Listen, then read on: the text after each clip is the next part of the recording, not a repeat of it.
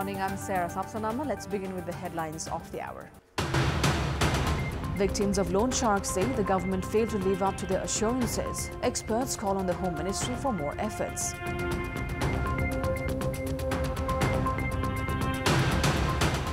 District Court Baki hands jail sentence and fines to 19 of 41 found guilty of mishandling 350 million rupees from a cooperative in Nepalganj.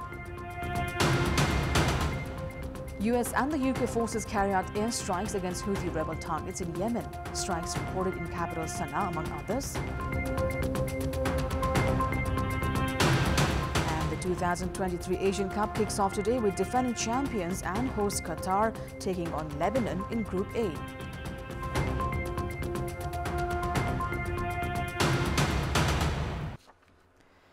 It's been 1 year since the government signed an agreement with agitated victims of loan sharks, sharing assurance of addressing their issue. During this period, the government formed a commission to probe into the matter. However, the victims say there has not been little to no progress. Based on the laws formed some 9 months ago, the practice of loan shark was determined to be a crime. However, there have been unfortunate incidents where loan sharks have either attacked the victims or removed them from their houses. Countless number of victims have been frequenting local administrations with the hopes of justice. However, their cases are not being solved due to absence of the loan sharks. The commission formed to address the issue of the victims had submitted a recommendation report to the government some 8 months ago. Based on the recommendation, the victim cases are to be dealt with by the respective district administrations under the leadership of the Chief District Officer. However, the recommendation has yet to be implemented, citing lack of laws. The Ministry of Home Affairs, meanwhile, has yet to jump into action as officials at the ministry are in a dilemma on their next approach. The 3-member inquiry commission was formed in April 2023 that worked for 8 months, collecting 20,000 complaints. The government claims it has resolved 5,000 of the complaints. However, these victims say the loan sharks still threaten them of action and of taking them to the court. 1,862 complaints were filed from West Nawalparasi, 23,396 from Bara alone.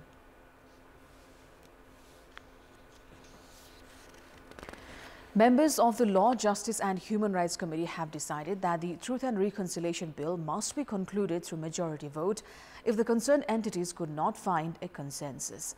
The meeting of the committee held earlier yesterday held discussion on the report prepared by the subcommittee. Lawmakers from the ruling coalition as well as the main opposition stressed on the need to conclude the issue at the earliest, saying it had become further complicated. Members of the committee said 17 years have passed, but the bill, which should have been concluded within 6 months, has not been endorsed and that it could cause further crisis.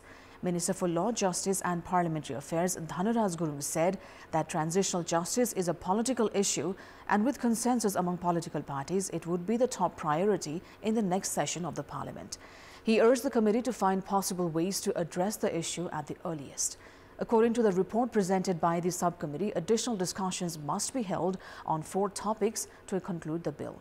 The committee has been holding discussions on 4 suggestions, including amnestiable and non-amnestiable crimes.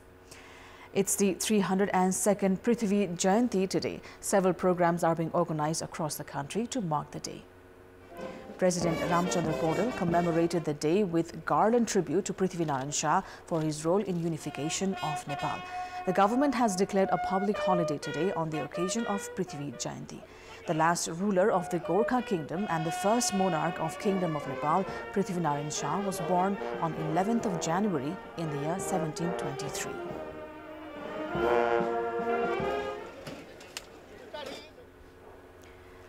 The Election Commission has given candidates aspiring for National Assembly seats till today if they want to withdraw their names from the list. Election officers will then publish the final list of candidates and they will be provided with their election symbols between 10 a.m. to 1 p.m. tomorrow. The Election Commission had received 52 candidacies for the January 25th National Assembly election. The elected upper house members will begin their term on March this year. Bahadur Bomjan, who was arrested by police for allegedly sexually abusing children, has been sent to jail in Mahottari.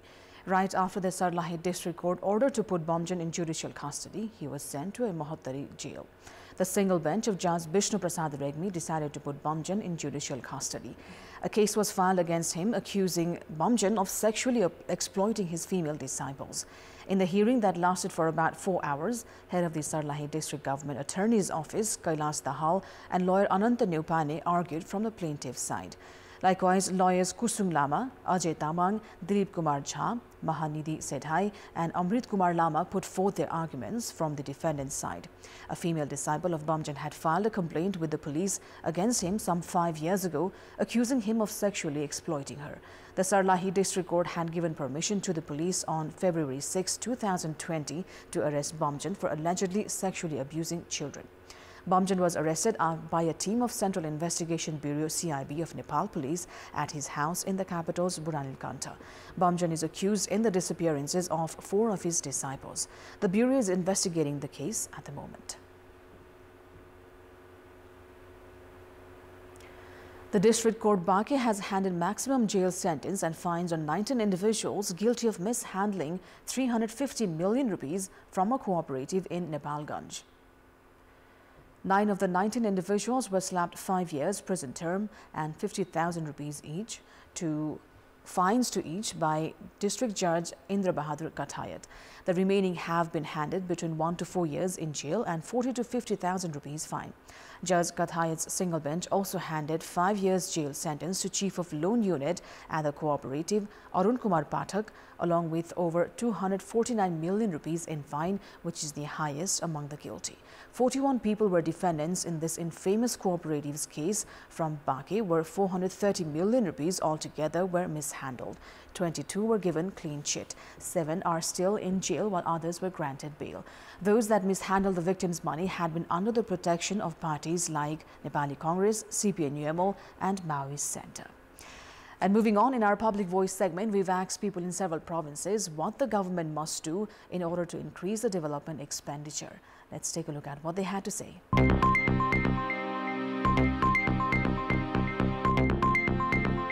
राजनीतिक आडमा मात्र नभएर जसले राम्रो काम गरेको छ त्यस्तोलाई चाहिँ विकासे कार्यक्रम गर्नको लागि चाहिँ बजेट दिनु पर्यो। सरकारले सम्पूर्ण योजनाहरूलाई चाहिँ तदुपराका अगाडि बढाउनु पर्छ। साना तथा ठुला विकासका योजनाहरूले चाहिँ खर्चको निर्धारण गर्नु पर्यो। सरकारले चाहिँ त्यो नीति नियमलाई सर्टकट बनाएर चाहिँ अलिकति कसरी हुन्छ सहज रूपले काम गर्ने वातावरण सिर्जना गरिदिनु। असारमा बजेट बनाइसकेपछि त्यो बजेट कार्यान्वयन गर्न कमसेकम तपाईको असोजमै धेरै ढिलोमा पनि असोजमै चाहिँ हामीले त्यसलाई चाहिँ टेन्डर प्रक्रिया जाने हो कि सार्वजनिक अब यो क्षेत्र नै भइहाल्यो अनि निजी सहकारी क्षेत्रलाई समाहित गर्न पर्यो। जुन नेपालको कन्टेन्टमा असारमा सन्त कुर्ने अवस्था छ त्योभन्दा अगाडि नै सम्पन्न गर्नु पर्यो। विनियोजित भइसकेको रकमलाई खर्च गर्नका लागि असारै विकास गरेर मात्रै भएन। उपभोक्ताहरूले अथवा स्थानीय बासिन्दाहरूले त्यसको लागि कुनै एउटा मापदण्ड बनाएर विकास योजनाहरूलाई सही तरिकाले गर्न सक्नु पर्यो। बजेट चाहिँ विकासमै खर्च गर्नु पर्यो नि त। विकासको नाममा केही कामै भएको छैन। अब विभिन्न ठाउँमा बजेट पठाएपछि काम कति भइछ भने अनुगमन गरिदिनु पर्यो। कडाइका साथ काम गर्ने मान्छेहरूले ठेकदारहरूले पैसा पाउनु पर्यो।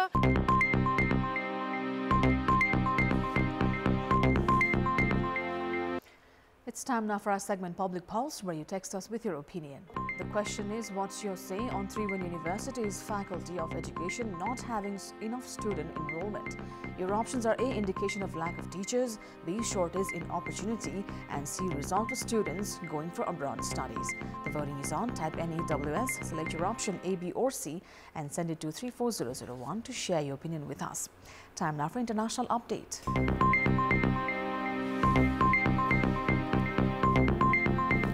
US and the UK forces have begun airstrikes against Houthi rebel targets in Yemen. UK Prime Minister Rishi Sunak had earlier briefed his cabinet on possible British and the US strikes on Houthi rebels in the country. It comes after White House National Security spokesperson John Kirby warned the US would counter continued attacks on Red Sea shipping by Houthi rebels. Pentagon officials say the group has now launched some 27 attacks on ships since 19th of November last year. The Houthis, an Iranian-backed group which controls much of Yemen, say they are targeting shipping headed to Israel. The group says the attacks are intended to support its ally Hamas as it battles Israeli forces in Gaza.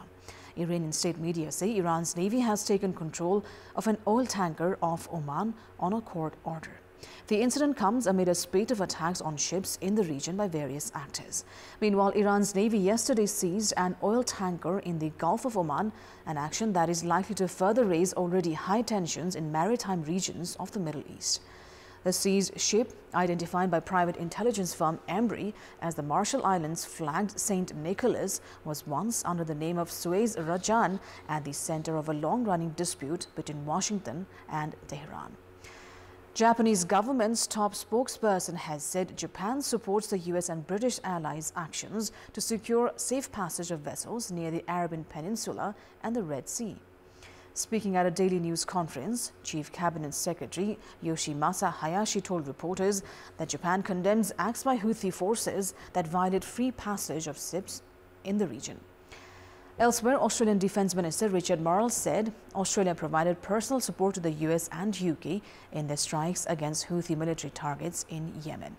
The US and Britain launched strikes from the air and sea against Houthi military targets in Yemen in response to the movement's attacks on ships in the Red Sea, a dramatic regional widening of the Israel-Hamas war in Gaza. Now, streets in Guayaquil have remained quieter than usual despite the prominent presence of the military, as the security crisis's toll on Ecuador still counts dozens of officials held hostage in prisons. A dramatic spike in violence this week, including the on-air storming of a TV station, unexplained explosions in multiple cities, and the kidnapping of police officers, prompted President Noboa to declare a 60-day state of emergency, send the military onto the streets, and name 22 gangs as terrorist groups. In the port city of Guayaquil, shopkeepers hawk their merchandise in an almost empty market with the hope of selling something to keep afloat. There has been little information released by authorities on the status of the 158 prison guards and 20 administrative staff that have been taken hostage since Monday in at least 7 prisons in the country.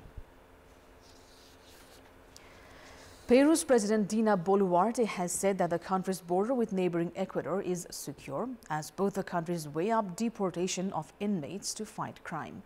Peru's government declared on Tuesday an emergency along its northern border and has deployed police checkpoints and patrols in the Tumbes border pass. Ecuadorian President Daniel Noboa said on Wednesday his country will begin to deport foreign prisoners, especially Colombians, to reduce prison populations and spending also amid a spike in violence in the South American country. There are some 1,500 Colombians in jail in Ecuador, Noboa said, and prisoners from Colombia, Peru and Venezuela account for 90% of the foreigners imprisoned in his country.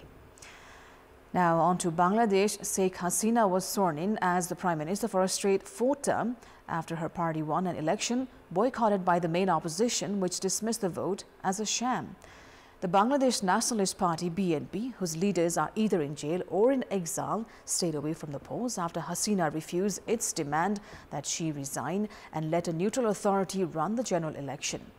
The US State Department said the elections were not free and fair. The British government's Foreign Office also condemned what it called acts of intimidation and violence.